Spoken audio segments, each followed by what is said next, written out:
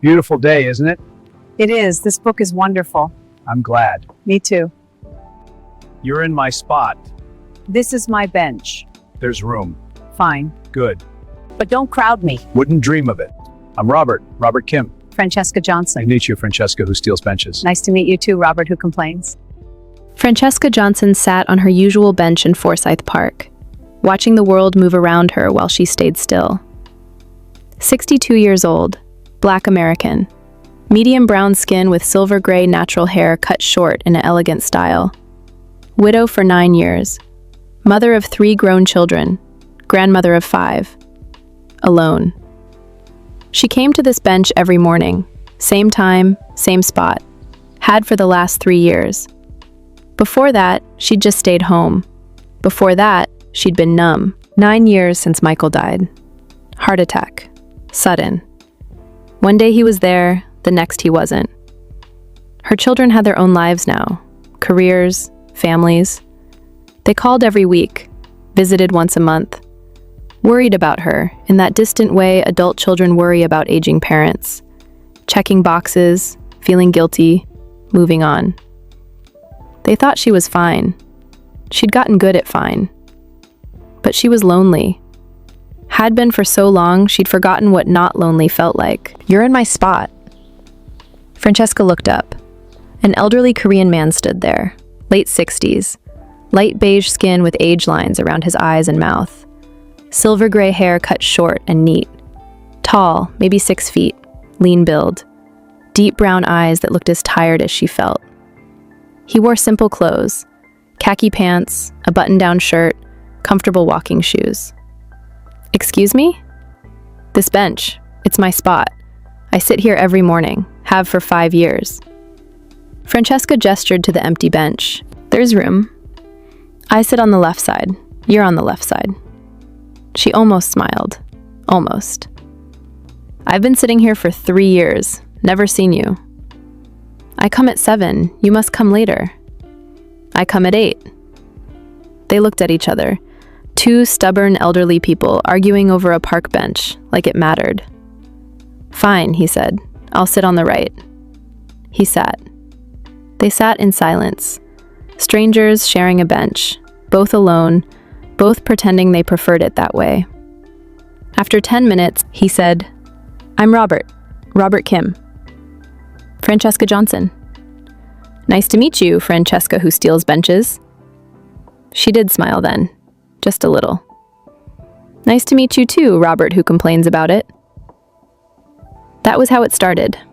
2 lonely people, 1 bench. The beginning of everything changing.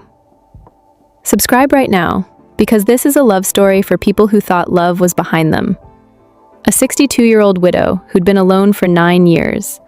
A 68-year-old Korean man who'd never had a family, both thinking life was over. Both about to discover it wasn't. Hit that notification bell. This is about late-life romance, adult children learning their parents still need love, and proving it's never too late. Let's start from the beginning. You're making too much food. It's just us. I know, but it feels so quiet. 3 weeks earlier, this was how Francesca got to that bench. Francesca's daughter Maya came by the house for Sunday dinner. 38 years old, successful lawyer, 2 kids, busy life. "Mom, you're making too much food again. It's just us." Francesca looked at the table. Enough food for 8 people. Habit from when Michael was alive and all the kids still came home. "I like to cook." "You live alone. You can't possibly eat all this." "I freeze it." Maya sat down, studied her mother. "How are you really doing?" "Fine." "Mom, it's been 9 years. You're allowed to be not fine." "I am fine, Maya.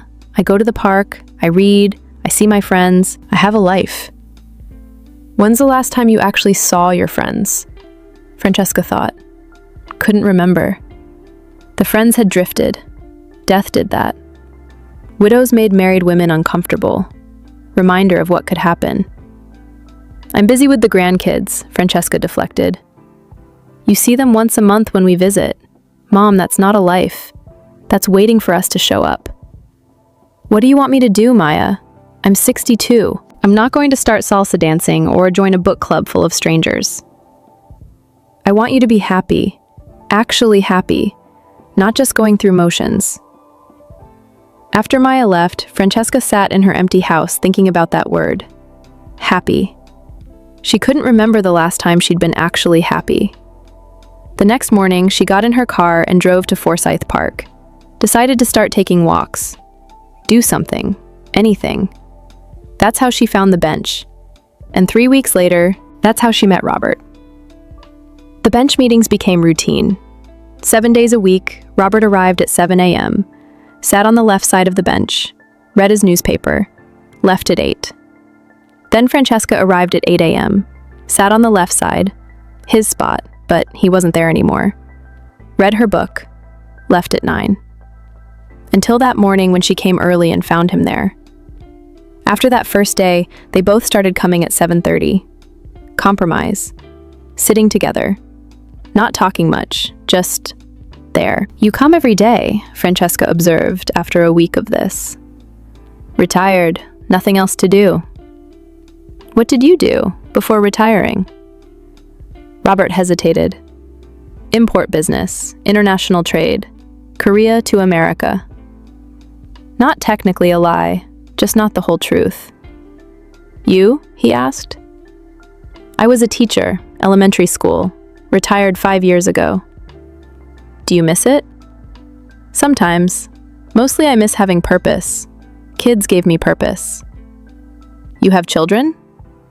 3, all grown, and 5 grandchildren. Something flickered across Robert's face. That's nice. A full house. Used to be. Now it's just me. My husband died 9 years ago. I'm sorry. Thank you. Do you have children?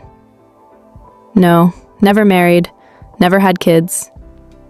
By choice? By circumstance. Work was demanding, required travel, wasn't conducive to family life. The way he said it suggested regret. They sat in comfortable silence after that. 2 people alone for different reasons, both lonely, both finding something in the quiet companionship. 3 months in, sitting on the bench wasn't enough anymore. There's a cafe nearby, Robert said one morning. Makes good coffee, better than drinking from thermoses on a bench. Are you asking me to have coffee with you? I'm stating a fact. The cafe exists. If you also happen to want coffee at the same time I did, we could sit at the same table. Coincidentally. Francesca smiled. Coincidentally. 9 o'clock, tomorrow. They started having coffee 3 times a week, then 5 times a week, then daily. The cafe owner assumed they were married. They didn't correct her. Francesca's daughter Maya called. Mom, you sound different. Happy. What's going on? Nothing. I've just been getting out more, taking walks, meeting people. People? What people? Just a friend from the park. A friend? Mom, that's great. What's her name? Francesca paused. His name is Robert. Silence on the phone. Then, his? Mom, are you dating? I'm having coffee with a friend, that's all. A male friend. How old is he? 68. Mom. Maya, I'm 62 years old. I'm allowed to have coffee with whoever I want. I know, Dad's only been gone 9 years. Only? Maya, 9 years is a long time. After she hung up, Francesca sat thinking about that. 9 years. Long enough. Too long. 6 months after they met, Robert invited Francesca to dinner. Actual dinner, he clarified. At a restaurant. In the evening. Not coffee. A date. A date? If you want to call it that. Or 2 friends having dinner. Whatever makes you comfortable. Francesca looked at this man she'd been sharing benches and coffee with for 6 months. This kind, quiet, lonely man who made her laugh. Who listened when she talked. Who seemed as surprised as she was that they'd found each other. A date, she said. Let's call it a date. The restaurant was nice. Italian. He wore a suit jacket. She wore a dress she hadn't put on in years. They talked for 3 hours. About everything. Life, loss, loneliness. The years they'd spent alone. "Why did you never marry?" she asked. Robert was quiet. Then, "My work. It wasn't the kind of work that allowed for family. And by the time I left that work, I was 50. Too late to start." 50 isn't too late. It felt like it. 20 years alone becomes a habit. You forget how to be with someone. "I know what you mean. 9 years alone. I forgot to." He reached across the table, took her hand. "Maybe we can remember together." That night, he walked her to her door, kissed her goodnight. Gentle, tentative, sweet. Francesca went inside feeling something she hadn't felt in a decade. Hope. 2 months later, Maya visited and brought her 2 children, Francesca's grandchildren, ages 8 and 10. "Mom, the kids want to tell you about school." But the kids were distracted. "Grandma, who's that man in the picture on your fridge?" Francesca looked. The photo she'd put up last week. Her and Robert at the cafe. The owner had taken it. They looked happy. "That's Robert, a friend of mine." "Is he your boyfriend?" her grandson asked. Maya's head snapped up. "Mom, you have a picture of him on the fridge?" "Yes." "How long have you been seeing him?" 8 months. 8 months and you didn't tell me? "I'm telling you now." "Mom, who is this man? Where did you meet him? What do you know about him?" Francesca set down her coffee cup. "His name is Robert Kim. He's 68, Korean American, retired. Kind, gentleman. Makes me happy. That's what I know." "That's not enough. What if he's using you? What if—" "Maya, I'm 62. I can take care of myself. I want to meet him." "Why?" "Because you're my mother, and I need to know the man you're dating isn't taking advantage of you." Francesca sighed. "Fine. Sunday dinner, next week. You, Marcus, Nathan, all of you. Meet him. Judge for yourselves." Francesca told Robert about the family dinner. "Your children want to meet me. They want to interrogate you. Fair warning." "I understand. They're protecting their mother." "Are you nervous?" "Terrified. I've never done this. Met someone's children, been interviewed by a family. I don't know how to do this, Francesca." She took his hand. "Just be yourself. That's who I fell for." Sunday came. Her 3 children arrived. Maya, 38, Marcus, 35, Nathan, 32. Their spouses. The 5 grandchildren. Robert brought flowers, wore his good suit, looked nervous. Maya watched him like a hawk. "So, Robert, what did you do before retiring?" "Import business, international trade between Korea and the United States." "What kind of products?" "Various, whatever clients needed moved." Marcus, her middle son, a detective, leaned forward. "That's vague. Can you be specific?" "Electronics, textiles, general goods." Nathan, the youngest, asked, "How long were you in that business?" 30 years. "That's a long time. Ever married during those years?" "No." "Why not?" "Work was demanding, required travel, wasn't conducive to family life." Maya jumped in. "Mom said you're Korean American. Born here or immigrated?" "Born in Seoul. Came to the US at 20. Became citizen at 30. The interrogation continued through dinner. Robert answered patiently, honestly, mostly. After dinner, while Robert was in the bathroom, Maya cornered Francesca in the kitchen. "Mom, he's very guarded. He doesn't give straight answers about his work. He's retired. It was 20 years ago. Does it matter?" "It matters because we don't know him. You've been seeing him for 8 months and we're just meeting him?" "Because I knew you'd do this. React like he's suspicious just for existing. We're protecting you."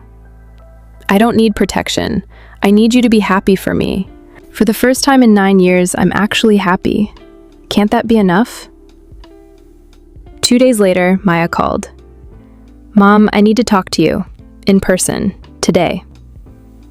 She arrived looking serious, sat down with a folder. I had Marcus look into Robert. You what? He's a detective. He ran a background check. Mom, sit down. Francesca sat. What did you find? Robert Kim, 68, Korean American. Everything he told you is true, except the import business. What do you mean? Mom, he was Korean Mafia, organized crime, for 30 years, high-ranking member. The imports were drugs, money, weapons. He was arrested twice, never convicted. 20 years ago, he retired, completely clean since then. But his past, Mom, he was a criminal. Francesca sat in silence, processing. Did you know? Maya asked. No. Are you going to see him again? I don't know. After Maya left, Francesca sat alone, thought about Robert. Kind, gentle, lonely Robert, who'd never had a family, who made her laugh, who held her hand like she was precious, who'd lied, by omission, about his entire life. That night, Robert called. Francesca, can we talk? Your past, the real import business. Were you going to tell me? Silence. Then, who told you? My daughter had you investigated. Korean Mafia, 30 years. Were you ever going to tell me the truth? Yes, I was waiting for the right time. 8 months wasn't the right time? I was afraid. Afraid if you knew, you'd leave, and I couldn't bear to lose you. I've been alone my whole life, Francesca. You're the first person who ever made me feel like I belonged somewhere. Like I could have what I'd missed. Family, connection, love. I was selfish. I should have told you. I'm sorry. I need time to think. She hung up. 3 weeks passed. Robert didn't call. Didn't show up at the park. Gave her space. Francesca sat on their bench alone, thinking. About Michael. 9 years gone. Good man. Good marriage. Good life. About being 62 and alone and thinking she'd be alone forever. About Robert, his past, his lies, but also his kindness, his loneliness, his love. Her grandson came by after school one day, 10 years old, sweet kid. Grandma, where's Mr. Robert? I liked him. He was nice. He had to go away for a while. Why? It's complicated. Did you have a fight? Sort of. Dad says when he and Mom fight, they talk about it, then they fix it. Can you fix it with Mr. Robert? Out of the mouths of children. Francesca drove to Robert's address, the one Maya had gotten from the background check. Small house in an older neighborhood. Tidy. Quiet. She knocked. He answered. Looked surprised, hopeful, scared. Can I come in? Of course. His house was neat, simple. Photos on the mantle, not of family because he had none, just places he'd been, things he'd done, a life lived alone. I've been thinking, Francesca said, about your past, about what you did, about the lies. I understand if you can't forgive. I'm 62 years old, Robert. I've lived long enough to know people are complicated. You did bad things. I'm not excusing that. But you've been clean for 20 years. You've changed. And the man I know, the man who sits on a bench every morning, who drinks terrible coffee, who holds my hand like it's precious, that man is good. Francesca. But I need honesty, complete honesty. No more hiding. If we're going to do this, really do this, I need all of you, past and present. You'll have it, I promise. Every truth, every scar, everything. Then tell me everything. Start from the beginning. He did. They talked for 4 hours. About Korea, about coming to America, about the Mafia, the things he did, the things he regretted, the decades of loneliness after he left that life. By the end, she knew him. Really knew him. "What do we do now?" he asked. "Now you meet my family properly. The real you. No hiding. And they'll have to accept that their mother loves a reformed criminal." "Do you? Love me?" "Yes, despite everything. Maybe because of everything. You're the first person in 9 years who made me feel alive again. I love you too. You're the family I never had." The second family dinner was different. Robert arrived with flowers again. But this time, when Maya started her questions, he answered honestly. "You asked what I did. I was in organized crime, Korean Mafia, for 30 years. I did bad things, hurt people. I'm not proud of it. 20 years ago, I left that life, tried to become a better person, met your mother. She makes me want to keep being better." Silence around the table. Marcus, the detective, spoke first. "I checked. You've been clean 20 years. No arrests, no associations. You really did leave." "I did." "Maya, why should we trust you with our mother?" "Because I love her. Because she's given me something I never had. A chance at family. I would never hurt her. I'd die first." "That's dramatic." "It's true. I'm 68 years old. I've spent my entire life alone. No wife, no children, no family. Just alone. Your mother showed me what I'd been missing. I won't waste that. I won't hurt her. And I'll spend whatever time I have left making her happy." The youngest grandchild, 8 years old, spoke up. "Grandma looks happy with you. She smiles more." Out of the mouths of children, Maya looked at her mother. "You're sure about this?" "I am." "Then I guess we accept it. But I'm watching you, Robert. I'd expect nothing less." Francesca and Robert sat on their bench. Same bench where they'd met, 18 months later. Robert had moved in with Francesca 6 months ago. They'd talked about marriage, but decided against it. At their age, what mattered was being together. The grandchildren called him Grandpa Robert now, visited regularly, loved him. Maya had softened, accepted him, even invited him to family events as one of them. Marcus and Nathan treated him like family, argued with him about football, asked his advice. Robert had what he'd always wanted, family. Francesca had what she thought she'd lost, love. They sat on the bench, his arm around her, her head on his shoulder. "You know what I realized?" she said. "What?" "Life doesn't end when you think it does. I thought mine ended when Michael died. But I was wrong. It was just waiting. For you. For this. I thought mine was over too. 68 and alone. I figured that was it. Then a stubborn woman stole my bench." She laughed. "Your bench. I was there first. Debatable." "We should get married," she said suddenly. He pulled back, looked at her. "I thought you said..." "I changed my mind. I'm 63, you're 69.